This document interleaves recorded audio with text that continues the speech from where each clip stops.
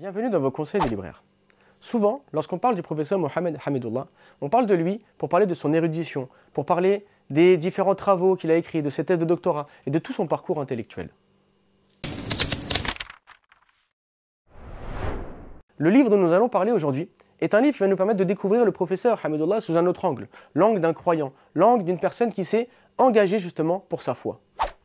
Le professeur Hamidullah était un savant reconnu à l'international, une personne qui parlait plus de 22 langues, une personne qui a plusieurs doctorats à son actif, qui avait mémorisé par cœur le Coran, une personne qui était au Collège de France avec les grands orientalistes, qui enseignait à l'université en Turquie par exemple. Bref, une personne qui avait une activité intellectuelle intense. Mais il était également un croyant convaincu, un croyant engagé, quelqu'un qui allait vers l'autre, quelqu'un qui était bienveillant. Et donc, il a écrit un rapport d'activité qu'il a appelé Dawa Islamiyya, dans lequel il nous parle de la façon dont les musulmans, dans les années 70 et 80, vivaient en France, pratiquaient leur religion, les difficultés qu'ils rencontraient par rapport au fait qu'il y avait peu de mosquées, les différentes associations musulmanes qui existaient et ce qu'elles proposaient comme activité. Et donc c'est un rapport extrêmement intéressant dans lequel on va découvrir le professeur Hamidullah sous cet angle justement de croyant sincère qui va vers ses frères, qui leur enseigne ce qu'ils ont besoin, et également de ce croyant qui s'investit dans la vie de la société, de ce croyant qui échange avec les politiques, de ce croyant qui va à la rencontre des nonnes, des moines, qui se rend dans les monastères afin d'expliquer l'islam, de ce croyant qui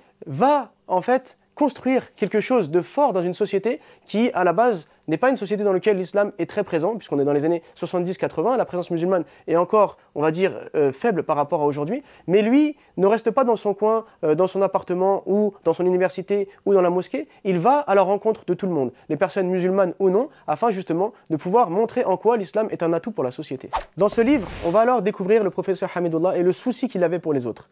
Il va nous expliquer pourquoi est-ce qu'il a traduit le Coran.